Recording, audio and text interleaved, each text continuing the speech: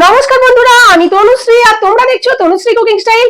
আজ আমি তোমাদের সাথে আমি কিভাবে কুলের আচার রেসিপিটি বানাই সেটি তোমাদের সাথে শেয়ার করতে চলেছি। তো এইখানে আমি 2.5 কেজি কুল নিয়ে নিয়েছি। কুলটাকে প্রথমেই আমি জল দিয়ে খুব ভালোভাবে 5 থেকে 6 বার ধুয়ে নেবো। মোটমাট যতক্ষণ না পরিষ্কার জল বেরোচ্ছে ধুতে ধুতে, ঠিক ততক্ষণই কুলটাকে খুব ভালোভাবে ধুতে হবে।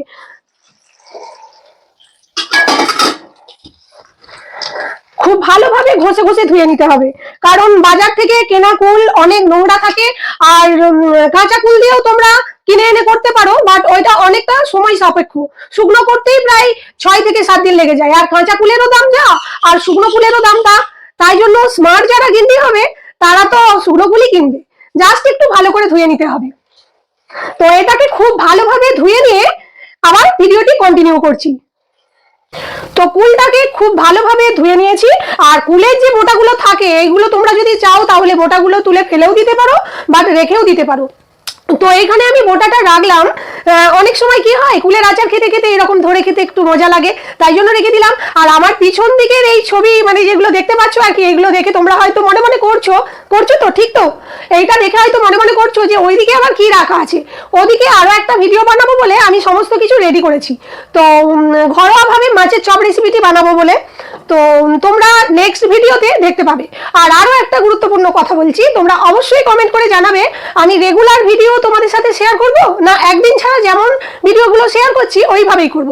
এটা কিন্তু জানাতে ভুলবে না, তাহলে আমার একটু বুঝতে সুবিধা হয়। তো চলো তাহলে রান্নায় ফিরে যাই। এটাকে সাইড করে এই মুহূর্তে রেখে দিলাম। আর এবার মশলাটা কুলের আচারের জন্য ফার্স্ট বানিয়ে নেব।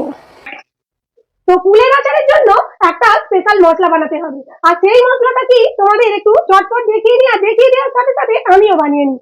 তো প্রথমেই দিয়ে দিচ্ছি মৌরি, তারপর দিয়ে দিচ্ছি ধনে, তারপর দিয়ে দিচ্ছি জিরে, তারপরে দিয়ে দিচ্ছি কালো জিরে। আর ওই 3টে উপাদানের থেকে কালো জিরেটা একটু কম দেবো। কালো জিরেটা দিয়ে দিলাম। এবার দিয়ে দিচ্ছি টুকরো করে নেওয়া তেজপাতা। এখানে আমি 3টে তেজপাতা নিয়েছি, আর এটা ভাজার সুবিধার্থের জন্য টুকরো করে দিয়েছি তেজপাতাটাকে আর কি। তো দিয়ে দিলাম তেজপাতা। এবার দিয়ে দিচ্ছি 10টা শুকনো লঙ্কা। ঝালটা অবশ্যই নিজেদের ইচ্ছে মতো এখানে কমিয়ে বা বাড়িয়ে দেবে। তো এই সমস্ত কিছু গ্যাসের আঁচটাকে একদম লো ফ্লেমে রেখে মিনিট 3-4 সময় নিয়ে ভেজে নেবো, যতক্ষণ না মশলা থেকে একটা সুন্দর ফ্লেভার আসে। তো এই সমস্ত কিছু একটু ভেজে নেব। ভেজে নেওয়ার পর মশলাটাকে মিক্সার গ্রাইন্ডারে জারে কিংবা শিলে যাতেই তোমরা গুঁড়ো করো না কেন, একটু হালকা করে গোটা গোটা ভাব রেখে গুঁড়ো করবে মশলাটা। তাহলে কিন্তু কুলের আচারটা খাওয়ার সময় যখন গালে একটা একটা করে মশলা পড়বে না, কুলের আচারটা খেতে অসম্ভব সুন্দর লাগবে। তো আমি এই মশলাটাকে ভেজে একটু ঠান্ডা করে নিয়ে গুঁড়ো করে একদম ভিডিওটা তোমাদের সাথে আবার কন্টিনিউ করছি। মশলাটা তো ভালোভাবে একটু গুঁড়ো করে নিয়েছি। গুঁড়ো করে নেওয়ার পর এবার কুলের আচারটা বানিয়ে নেব। আর তার জন্যই এখানে আগে থেকে একটা কড়া বসিয়ে রেখেছিলাম গ্যাসের আঁচটা জোরে দিয়ে। তো প্রথমেই দিয়ে দেবো সরষের তেল। আমি এই রেসিপিটি সরষের তেল দিয়ে করছি, তোমরাও সরষের তেল দিয়েই করো যেহেতু এটা কুলের আচার বলে কথা। তো তেলটা দেওয়ার পর ঠিক এর পর্যায়ে দিয়ে দেবো 3টে শুকনো লঙ্কা আর 5 ফোড়ন। তাহলে ফোড়নে আমি এই দুটো উপকরণ দিলাম, এটা মাথায় রাখতে হবে। তো ফোড়নটা দিয়ে দেওয়ার পর সামান্য একটু ফোড়নটা ভেজে নেব।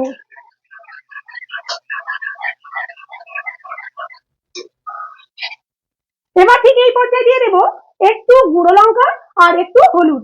আর গুঁড়ো লঙ্কাটা আমি দিচ্ছি ঝালটা যেহেতু আমরা একটু খেতে পছন্দ করি, টক ঝাল মিষ্টি, তোমরাও যদি চাও তাহলে লঙ্কাটা দিতে পারো, বা যদি ঝাল কম খাও মিষ্টির ভাগটা বেশি খাও তাহলে লঙ্কাটা স্কিপ করে দেবে। তো এই পর্যায়ে আমি লঙ্কা আর হলুদটা দিয়ে দিলাম। গ্যাসের ফ্লেমটাকে একটু কমিয়ে নিতে হবে, নইলে পুড়ে যাবে যেহেতু লঙ্কা আর হলুদ দেওয়া আছে। আর ঠিক এই পর্যায়ে দিয়ে দিচ্ছি বিট লবণ। এই কুলের আচার রেসিপিটিতে যদি বিট লবণ দেওয়া যায়, মানে অন্যান্য যে সমস্ত সিন্দুক লবণ বা সাদা যে সমস্ত লবণ আছে ওর থেকে যদি বিট লবণ এনে দেওয়া যায় তাহলে টেস্টটাও অসাধারণ হয়। তো বিট লবণটা দিয়ে দিলাম, পরিমাণ মতো দিতে হবে। একটু সামান্য নাড়িয়ে দিয়ে দেখো এখানে আমি 250 গ্রাম বাজারে যে তেঁতুলটা পাওয়া যায় কালো তেঁতুলটা, সেটা 250 গ্রাম নিয়ে কাপ তৈরি করে নিয়েছি। আর এই দেখো তেঁতুলের এই ছিপড়েটা ফেলে দিয়ে এই শাঁসটাকে জলে গুলে নিয়ে নিয়েছি।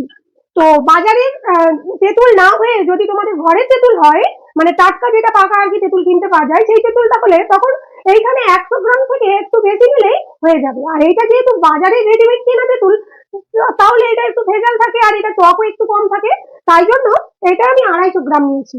তো এইখানে আমি এবার তেঁতুলটা অ্যাড করে দিলাম।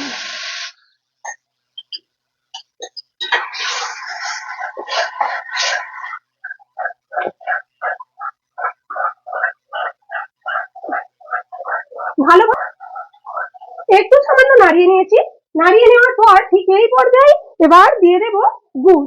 তো আমি এখানে গুড় দিয়ে এই রেসিপিটি করছি, তোমরা যদি চাও চিনি দিয়ে করতে পারো, তবে চিনি দেওয়ার আগে এটা কিন্তু মাথায় রাখবে চিনি খাওয়া কিন্তু শরীরের পক্ষে ভালো নয়, তাই সেক্ষেত্রে গুড়টা খাওয়া একটু ভালো। কোনো কিছুই মিষ্টি জাতীয় খাবার খুব একটা ভালো নয়, বাট তবু চিনির তুলনায় গুড়টা অনেকটা ভালো। তো আমি ওখানে 2.5 কেজি গুড় নিয়েছি। 2.5 কেজি গুড়ের সাথে এখানে আমি 1 কেজি 600 গ্রাম গুড় দিচ্ছি। তোমরা যদি এর থেকেও আরেকটু মিষ্টি খেতে চাও গুলের আচারটা, তাহলে আরেকটু বাড়িয়ে বা কমিয়ে নেবে নিজেদের ইচ্ছে মতো। আমি বাড়িতে কিভাবে গুলের আচার রেসিপিটি বানাই সেটি আজ তোমাদের সাথে শেয়ার করলাম। যদি এই প্রসেসটি তোমাদের ভালো লাগে তোমরাও বাড়িতে বানিও এবং ফ্রেন্ডস এন্ড ফ্যামিলির সাথে আমার এই গুলের আচার রেসিপিটি শেয়ার করে দিও, তাহলে তারাও উপকৃত হবে আমার ভিডিওটি দেখে।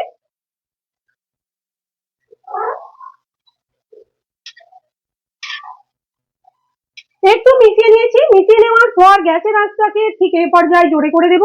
দেওয়ার পর এবার ফুলটা আস্তে আস্তে এই সমস্ত কিছুর মধ্যে তুলে দেব।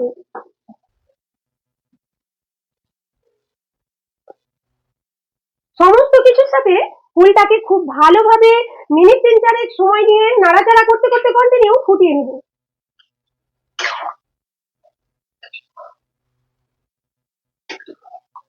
দেখো ফুলটা কিভাবে ফুটে উঠেছে। আর এই সময়টাই ঠিক খুব সাবধানে থাকতে হবে, মানে এটা গ্যাসের আঁচটা কিন্তু কোনোভাবেই জোরে দেবে না, বা উনানে করলেও এই পর্যায়টা জোরে একদমই জাল দেবে না, নইলে কিন্তু গায়ে অসম্ভব ভাবে মানে ঠিকরে ঠিকরে আর কি যাবে, এটা ফসকা লেগে যাওয়ার একটা ভয় থাকে। তো তাই জন্য তোমাদেরকে এই সময়টাই বলে দিলাম। তো কন্টিনিউ নাড়াচাড়া করতে করতে একদম খুব ভালোভাবে না ফুটিয়ে নিতে হবে। আর এই ফুলের আচারের সেন্টটা যে এত অসম্ভব সুন্দর লাগছে তোমাদেরকে বলে বোঝাতে পারবো না। হ্যাঁ, খুবই সুন্দর লাগছে। তো এবার দেখো খুব ভালোভাবে যেহেতু ফুটে গিয়েছে, ঠিক এই পর্যায়ে করতে হবে কি, এই মশলাটা গুঁড়ো করে রাখা যে মশলাটা ছিল ওইটা ঠিক এই পর্যায়ে দিয়ে দিতে হবে। মশলাটা দিয়ে দেওয়ার পর খুব ভালোভাবে সমস্ত কিছু মিশিয়ে নিয়ে গ্যাসের আঁচটা একদম মিডিয়ামে রেখে মিনিট 10 সময় নিয়ে একদম ফুটিয়ে নেবো। একদম গ্যাসের আঁচটা মিডিয়ামে করে দেবো, দিয়ে আমিও কিন্তু গ্যাসের কাছ থেকে সরে যাবো। আর এই ভিডিওটা ঠিক এরপর থেকে তোমাদেরকে যদি আমি কন্টিনিউ বাড়িয়ে বাড়িয়ে দেখাই, এবার নেড়ে দিলাম, তাহলে কিন্তু তোমাদের মূল্যবান সময় আমি নষ্ট করবো। তাই জন্য এরপর দিয়ে দেখানোর খুব একটা কিছু নেই, একদম সব শেষে গিয়ে কি অনুপাতে গ্রেভিটা খাচ্ছে সেটা তোমাদেরকে দেখাবো। 10 মিনিট পর আমি ভিডিওটা আবার কন্টিনিউ করছি। ওকে,